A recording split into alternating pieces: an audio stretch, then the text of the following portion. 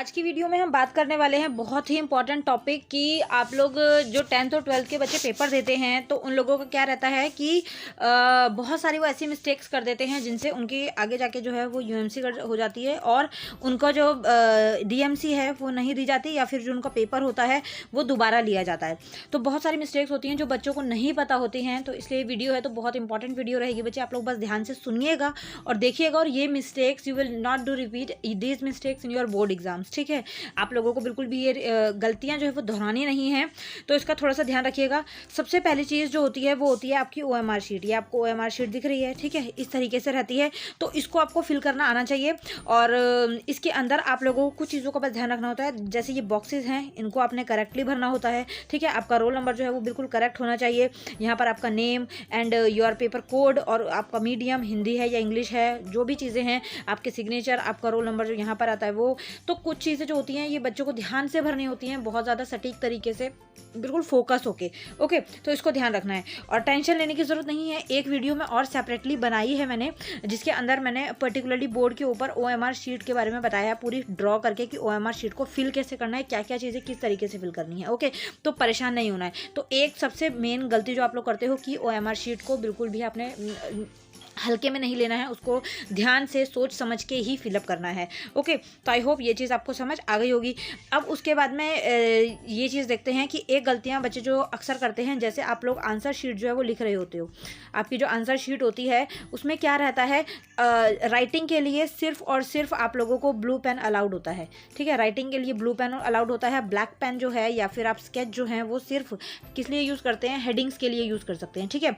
तो कई बच्चे क्या करते हैं, पूरा का पूरा पेपर ही ब्लैक पेन से लिखे आते हैं। और इसके अलावा में कई बच्चे ऐसा करते हैं कि ग्रीन पेन यूज़ कर देते हैं। ग्रीन पेन जो है वो बहुत ज़्यादा टॉलरेट किया जाता है और बहुत ज़्यादा टीचर्स को देखने को मिलता है, तो आप लोगों को भूल के भी ग्रीन पेन या फिर रेड पेन जो है वो अपने पेपर में यूज़ नहीं करना है। सबसे ज़्यादा एग्जामिनर इरिटेट होता है आप लोग जब ऐसी सिली मिस्टेक्स करते हैं। After all you are 10th class student और 12th क्लास स्टूडेंट, तो आप लोग अब छोटे बच्चे नहीं हो बेटा, ठीक है। आप मेचोरिटी एज में पहुँच चुके हो, तो आप लोगों को ये चीज़ समझ होनी चाहिए कि जो चीज़ टीचर्स ने मना की हैं वो हमें गलतियां नहीं करनी है, ओके।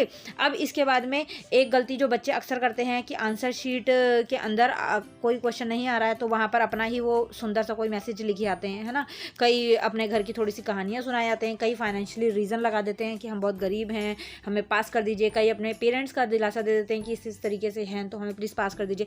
ऐसी चीज़ें नहीं करनी है। आपको मेहनत पर बिलीव होना चाहिए, आपको मेहनत पर भरोसा होना चाहिए कि हाँ मुझे मेहनत करनी पड़ेगी, स्टिल अभी तक मुझे ये चीज़ें देखनी पड़ेंगी, नहीं तो मैं पास नहीं हो पाऊँगा। ये एक माइंड में साइकोलॉजी अपनी बिठा लो, क्योंकि ये सारी चीज़ें करने से एग्जामिनर आपको पास नहीं करेगा। वो आपके आंसर शीट को देखेगा और अगर उसको ये सारी चीज़ें लगती हैं आपका पेपर चेक नहीं करेगा। मान लो आपकी ये आंसर शीट है और इसके अंदर आपने बहुत सारी चीज़ें लिखी हुई हैं और आपने यहाँ पर अपना एक सुंदर सा नोट भी डाला हुआ है, तो एग्जामिनर ज़्यादा उसके ऊपर टाइम वेस्ट नहीं करेगा, सिंपल सा एक बड़ा सा कांटा मारेगा और आपका पेपर रख देगा साइड में, ठीक है। देन आपकी यूएमसी जो लिस्ट होती है उसके अंदर आपका नेम आ जाएगा कि आपका पेपर चेक नहीं हुआ है, आपका पेपर दोबारा होगा।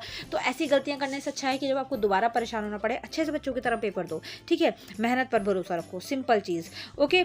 और इसके अलावा मैं और आप लोगों को एडवाइस दे देती हूँ, जब आप रूम में बैठे होंगे, जैसे इस बार तो क्या है कि कैमराज लगे हुए हैं, बोल दिया है ना, कैमराज लगे रहेंगे आप लोगों के जहाँ पर भी आप पेपर दोगे। अब वो चीज़ कितनी सही है कितनी गलत है या थी या नहीं थी, वो तो आप लोग जब पेपर में जाओगे तो मुझे ज़रूर बताना, ठीक है, कि लगे थे या नहीं लगे थे और कैमरे वगैरह थे, टीचर्स लोगों का बिहेवियर कैसा था, आपके आसपास का एनवायरनमेंट कैसा था, ओके। और एक चीज़ बता देती हूँ, जैसे आप मान लीजिए कि रूम में बैठे हुए हैं और रूम का जो डोर है वो इधर है, ठीक है, इस तरफ से रूम का डोर है और यहाँ से जो है कोई भी अंदर आ सकता है, बाहर जा सकता है। और आप लोग यहाँ पर, आप लोगों की सीट्स हैं, यहाँ पर आप बैठे हुए हैं, तो आप लोगों को बेटा सबसे मेन चीज़ कि शुरू में जब आपका पेपर शुरू होता है ना, तो आप लोगों को शुरू में ही पागलों की तरह चीटिंग करने, इधर उधर पूछने, ये सारी चीज़ें करने नहीं लग जाना है, ओके। आपका अगर 3 आवर्स का पेपर है तो आपको उसमें 2 आवर्स 30 मिनट जो है वो खुद को देने हैं। खुद को देने का मतलब कि खुद पूरा पेपर करना है।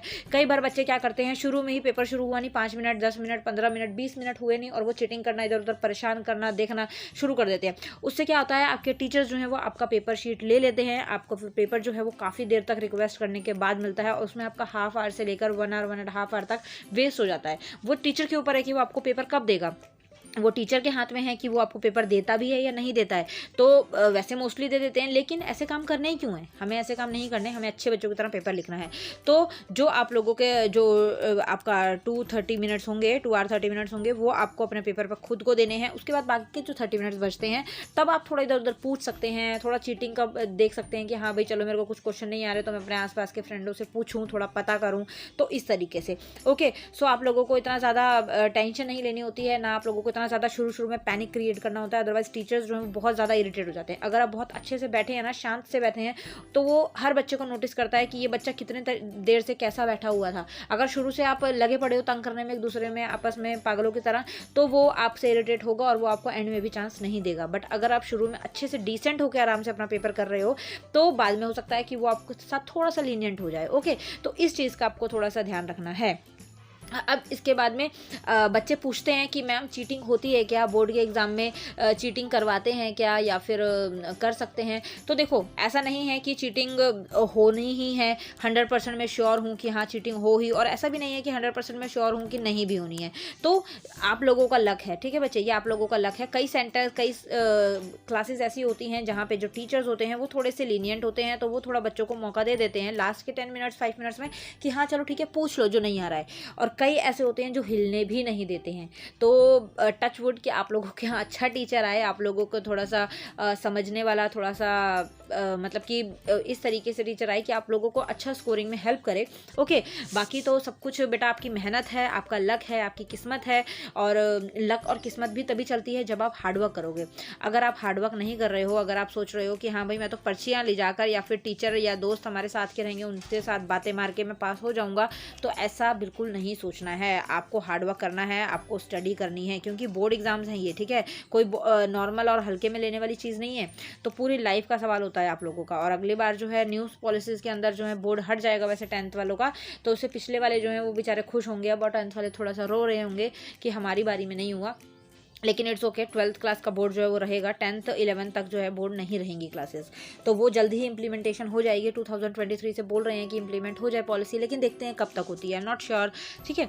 तो नेक्स्ट वीडियो जो है मैं OMR शीट के लेकर आऊँगी। पर्टिकुलरली आपको एक एक पॉइंट बता दूंगी कि किस तरीके से क्या आपको भरना है, क्या आपको नहीं छोड़ना है बिल्कुल भी। ओके, तो आई होप वीडियो हेल्पफुल रही होगी। अपने फ्रेंड्स में इसको शेयर कीजिएगा, अपने आसपास शेयर कीजिएगा, ताकि आप लोगों को थोड़ी सी हेल्प हो सके और बाकी सारे बच्चे भी थोड़ा सा अलर्ट रहें। ओके, नेक्स्ट वीडियो में जल्दी मिलूंगी। Thank you so much, bye bye.